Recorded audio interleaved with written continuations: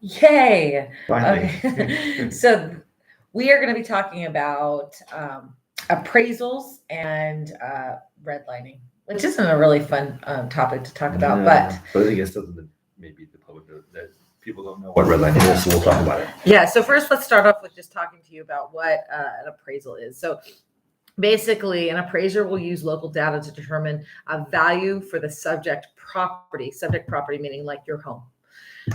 And they'll determine a value.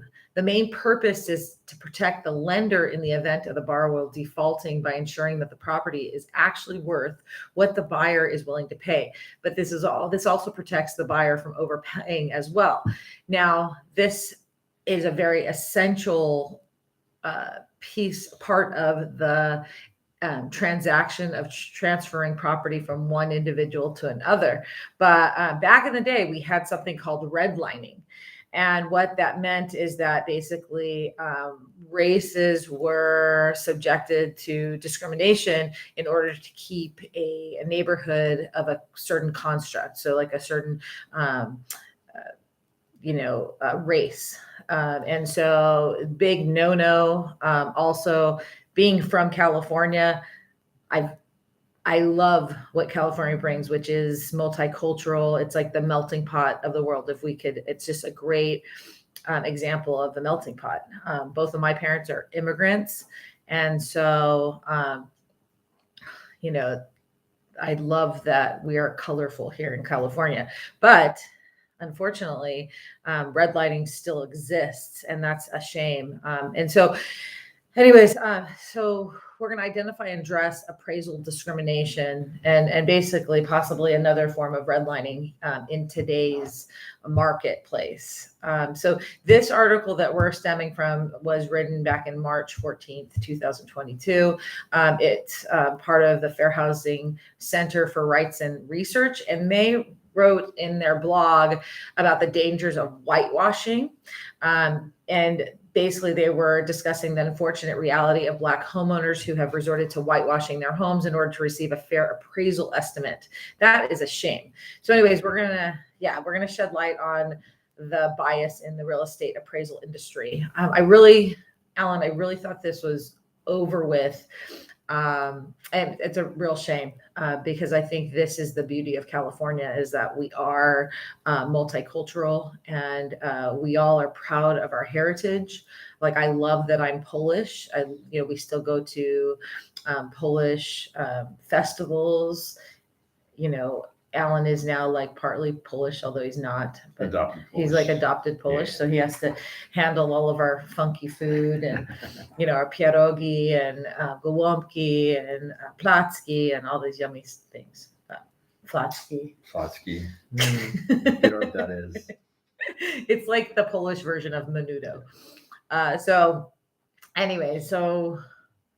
we love our heritage, and we love the culture that it just brings more color to life. And I love sharing it with other people. So everyone should have that ability to be proud and share their heritage. And it seems like with appraisal discrimination, that is not happening. Yeah, it seems like you're being affected by your race. Yeah, not cool. So, and it's not cool. No. Everybody should get the same level playing field. So what is appraisal discrimination? So for much of the U.S. history, home ownership has been the primary way that Americans have built wealth. I say this all the time. However, due to Americans' history of discriminatory and racist housing policies, as well as more insidious forms of discrimination that continue today, people of color have not had equal access to this wealth building opportunity. Dating back to the times of redlining, the appraisal system has historically undervalued homes in communities of color, placing the highest value on white, homogeneous communities. Still today, appraisal discrimination continues to be a problem, contributing to the widening racial wealth gap. That's sad. It is sad.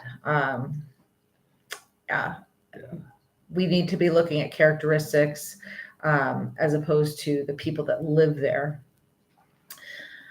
So home appraisal discrimination often happens when a home is undervalued because of the home owner's race, ethnicity, religion, or another protected class. This type of discrimination is much more likely to occur in Black and Latino communities rather than white neighborhoods. In fact, in 2018, Brookings Institution study found that homes in major Black neighborhoods had values that were 23% lower than properties in mostly white neighborhoods. Even after controlling for home features and neighborhood amenities. Now, when I look at home features and neighborhood amenities, that is honestly, that's probably half of what appraisers look at. Some other things that need to actually be controlled for would be, like I've seen like maybe cars on the street. There's some cities that don't allow overnight parking, while other cities do. I think that's a major characteristic. The other one that is not in here is schools. Schools, yeah. Yeah, the Right. Schools, like the ratings of the schools, which we have 4. That one is just off to college. So we have 3 kids who are actually in the school system. And I found that schools that have more parent involvement typically get higher ratings. So even here within Claremont, the schools that have historically more parent involvement have a higher rating, such as like Chaparral. It has a very high rating, but no joke, I think like every parent volunteers in that school, which is awesome. But in order to do that, you need to make major sacrifices. You also need to talk to your boss, your employer, to get some time off of work sometimes in order to be able to do that. But there's a lot of different ways to volunteer for schools. We could totally go. That's a whole different, another story.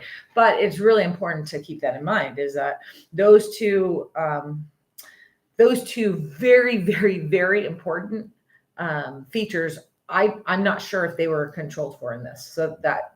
Well, I don't think so. Well, we don't know because it's not written down. So while most appraisal discriminations involve the under evaluation of properties in communities of color, there have also been cases of harmful and abusive over evaluation of properties. In these instances, people of color have been targeted for predatory loans, and communities of colors have been stripped of their wealth. According to the National Fair Housing Alliance, the overvaluation of appraisals serves to lock borrowers in unfair and unsustainable loans, which prohibits the ability of consumers to refinance into safer and more affordable products. This limits people's ability to sell their home and often leads to other predatory practices. That's unfortunate. Typically, when we are advising, we advise people to refinance in order to maybe buy a rental.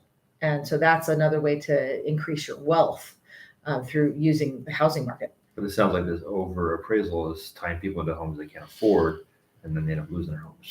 Yeah, the other thing is, maybe there's something else being written into the loan that ties into it. See, I think we learn about loans and financial responsibility through our parents. Typically, that's where people learn those things.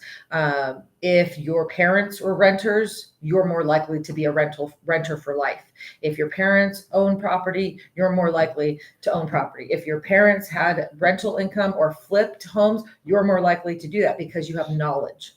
Knowledge is transferable through parents.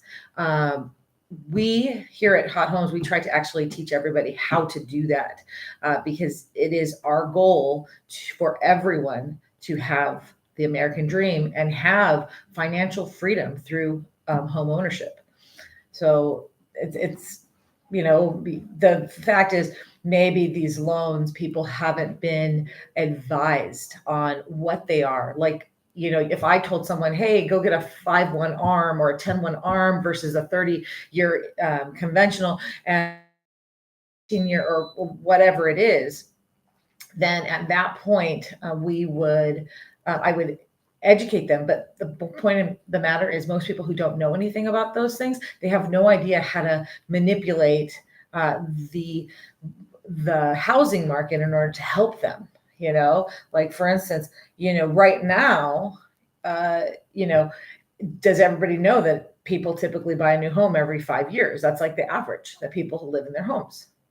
If you know that, then you know that maybe 5-1 or a 10-1 arm, even it's a lower interest rate, but it seems very scary. But if you know that you're going to sell your home within like 5 to 10 years, then it's not so scary. Yeah, because you know at the end of that 5 years that your term is for, that you're going to be selling the home. Yeah, but because of generational knowledge,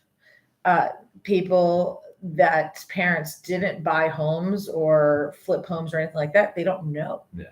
So despite this prevalence, appraisal discrimination is illegal.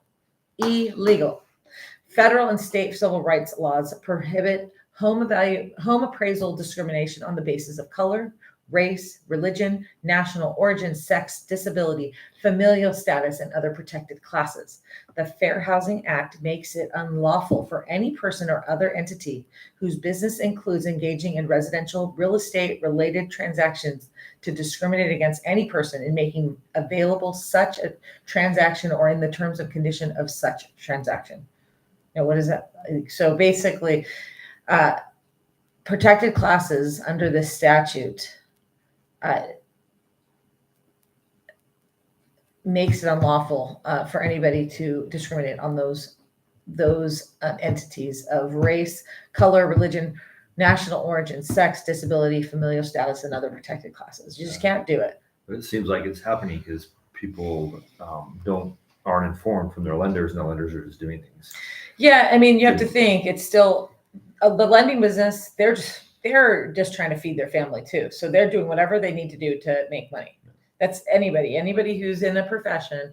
They provide within their means in order to provide for others. Put my light back on. So the bottom line is, people of protected classes do not want to see their children having to deal with anything anti-fair housing law. So there's a study that Black families across America have experienced appraisal discrimination firsthand. Take, for example, the Parker family from Loveland, Ohio.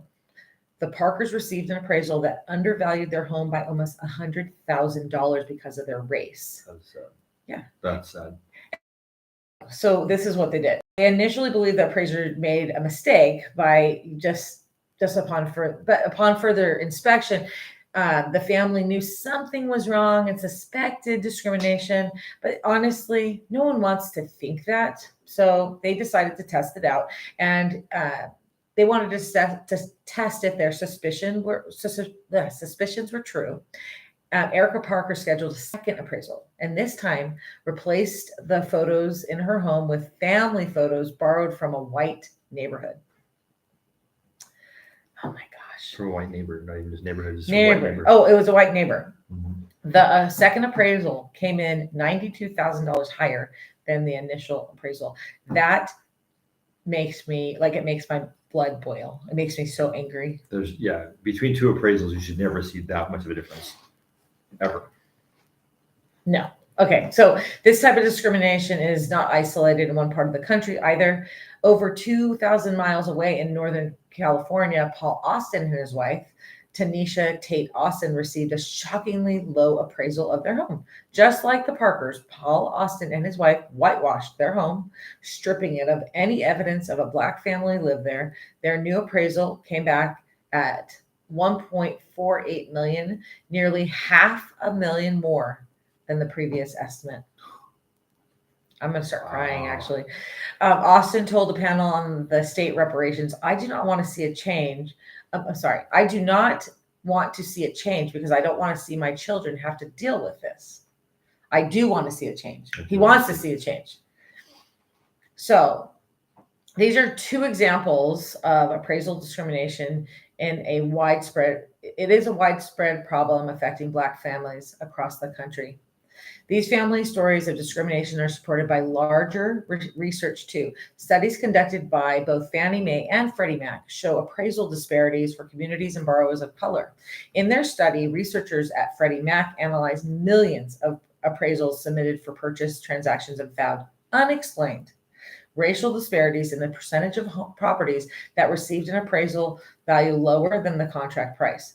This study also found that appraisal bias is widespread and present across appraisers. In other words, this issue is not just limited to a few bad apples, but rather the majority of appraisers reviewed were more likely to undervalue properties in Black and Latino census tracts than in white census tracts.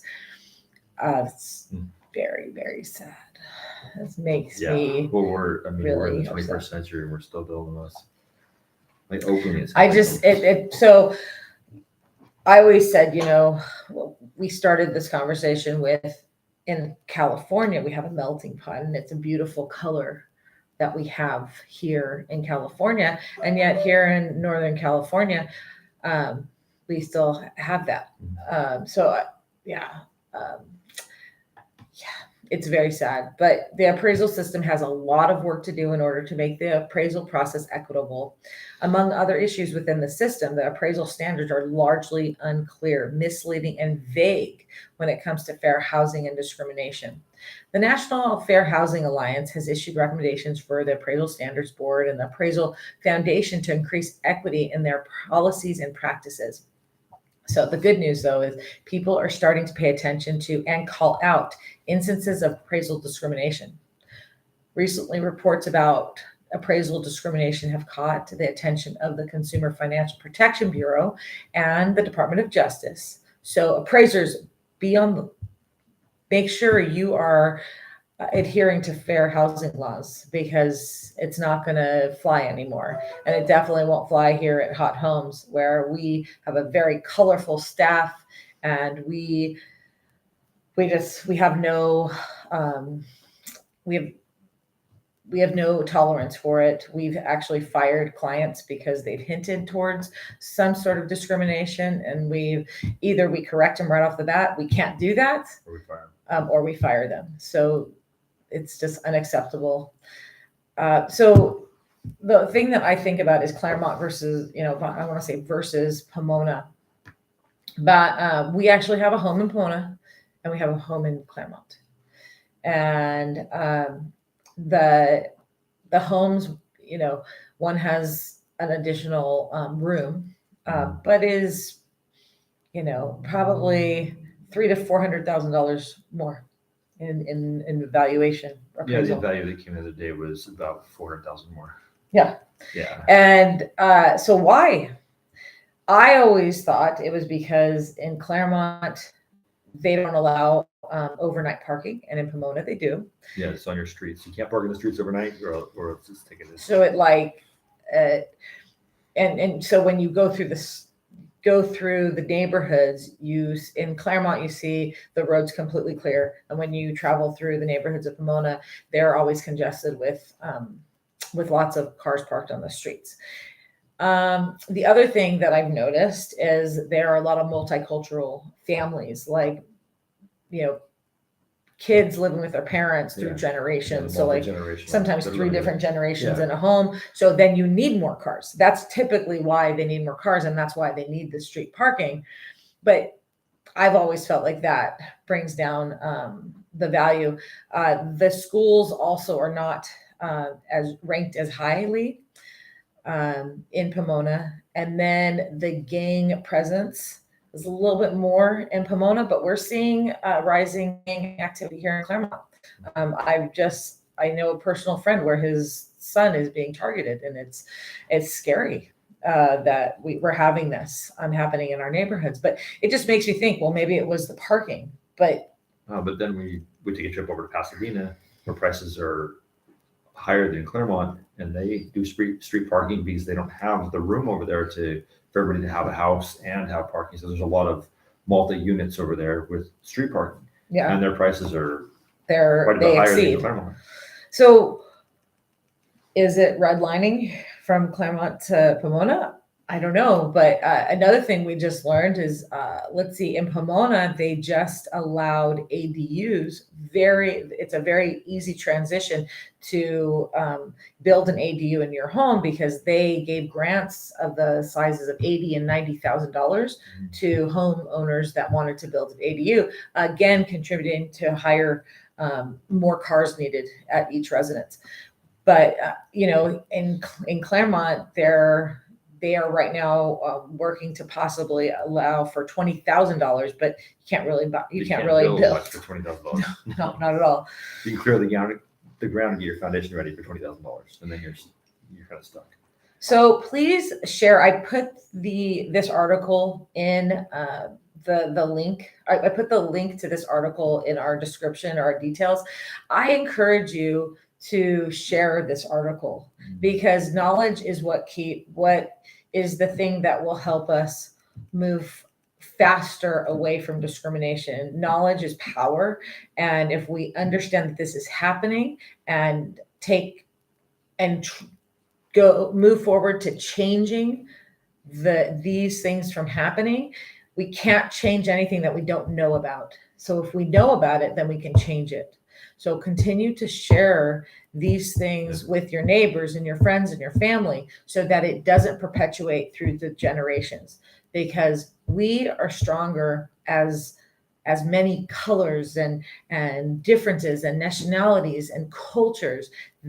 Those things are what make us fantastic human beings, is having more knowledge about others and learning about why cultures are the way that they are, because every culture has beauty and excitement to it. And the more that we know about it, I think the stronger we are. Yeah. So instead of discriminating against those that are not of a certain race or ethnicity, we need to change that.